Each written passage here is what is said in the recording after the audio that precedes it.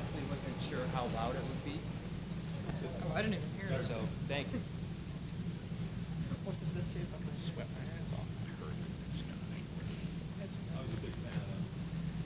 Thank you. That was nice. Questions? James, QB2. He's all Grunk. guys. Okay, there you go. What did he do? Grunk for week 1. It's not for the season. It's week 1. What did he do this month that put us over this month? Yeah, he just was a little bit more consistent from the beginning of the camp to the end. But the same reason why I say for week 1, because it was close. But from the beginning of camp to the end, just a little bit more consistent.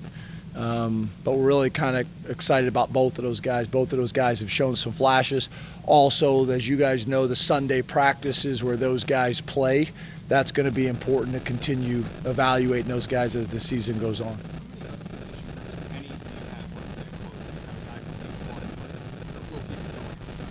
Well, probably a lot, but you guys don't care. You only ever talk about the backup quarterback. But the difference, obviously, is that guy doesn't play. The twos at other positions are going to rotate a lot. So, I mean, you look at our 3 tight ends, you could make a heck of an argument there. You look at our 7 offensive linemen, you could make a heck of an argument there. The battle with Alonzo and Gilliam for 2 and 3 at D-tackle, you could make a heck of an argument there. At safety. But there's a ton of positions. It's just, and I get it, it's just not the same for you guys because you're going to see those guys rotating in a lot, especially on the defensive side of the ball. Have you got another backup?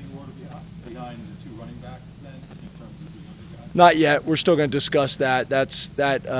We've had injuries, inconsistency, so I'm not sure how that'll play out. This week will play a big part in that, but if I had to guess, you're going to see, if they have the opportunity, you're going to see probably all 3 of them play.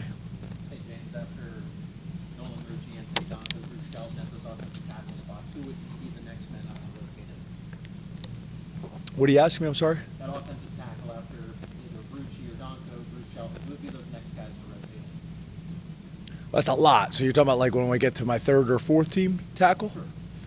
Yeah, so it'll be Rucci, it'll be Donko, it'll be Shelley, and then it's kind of similar to what we're talking about at running back. There's, a number of guys that would factor into the decision at that point, whether it's Sexton, whether it's Alicini. Javen has got, he's had a little bit of a injury that is limited his ability to practice full throttle. His practice modifications just changed today.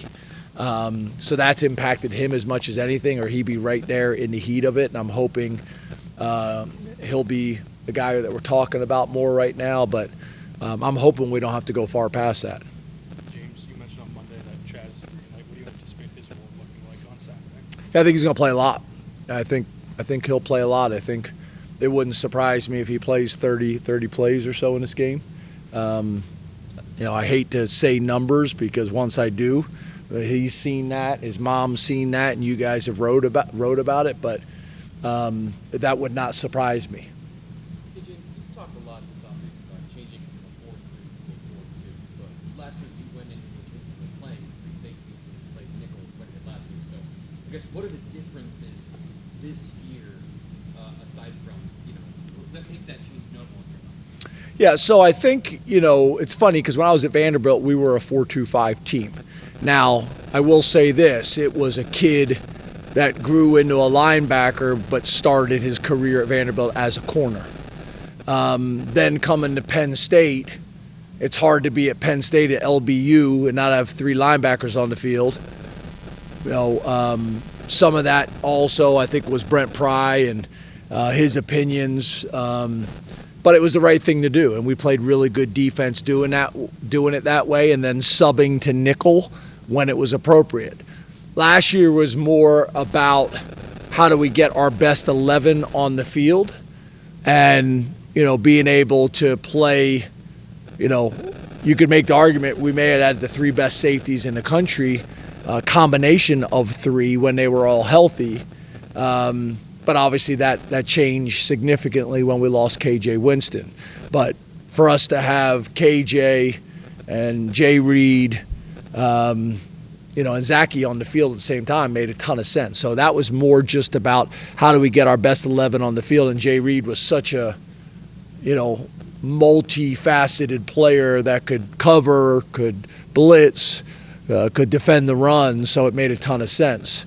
And then once we lost him, then it went back to more of a nickel personnel based on what they're doing offensively, what the down and distance is. So, this is more leading with 4-2-5, but then we're going to have the ability to go sub package, and our sub package will be 4-3 now, which it was just the other way around. So it's really tomatoes, right?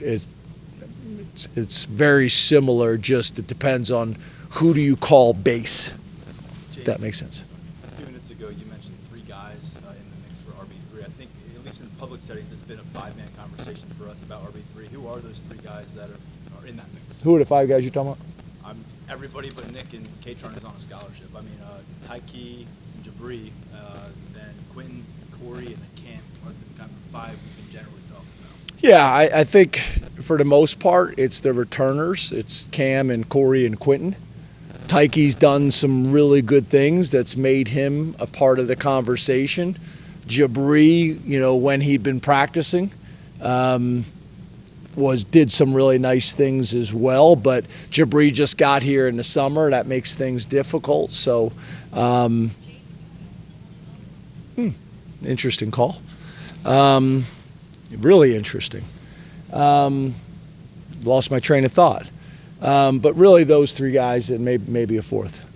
Out in Las Vegas, about wanting to see what you could do differently or better or more productive in year 2 with just a month of special teams. So what have you learned about that group over the last year? Yeah, I think last year we did a really good job on special teams of being sound, of playing winning football, but I wouldn't necessarily say that we won games on special teams, except maybe Minnesota. But I thought we played complementary football with special teams. I think this year we got a chance to do what we did in the Minnesota game and do that maybe a couple times this year, as well as playing winning football the other games too. 2 more, guys. How much did Nolan improve this offseason? You heard that right tackle spot. John was very well. I imagine that battle was, one that wasn't just an easy decision. I guess, what are the factors that went to make Nolan that guy? Yeah, it was more about how do we get our 5 best on the field. So it really had more to do with, I wouldn't say more to do, but equally as much about the right guard battle. And if Donko wouldn't have been the best option at right guard, then it would have been a true competition at tackle. So it was really a combination of those 2 positions together, and how do we get our best 5 on the field, even though we feel like we got 7 guys that we can win with.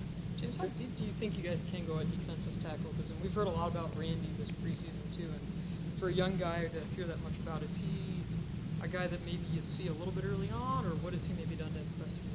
Yeah, Randy's just very, very powerful. He's a very smart football player. He's one of these guys that I could really see, play a little bit in the first couple weeks if we get the opportunity to, and then maybe you don't see him for a little bit, and then I could really see him being a guy that late in the season and postseason is a big part of the rotation. That's one of the notes that I wrote down to talk about with the staff tomorrow. There's the developmental process that we've gone to this point, but there should be another significant conversation around mid-season, and there should be 3 to 5 guys that we're talking about more significantly than we are now, and then it could be the same thing game 9 or 10, right? With the rules, with how many games they can play in and the postseason rules and things like that. If we're truly a developmental program, there should be some guys factoring in that you may not see much early in the season, but they just continue to get better and better and better. Thanks, Coach. Thanks, guys.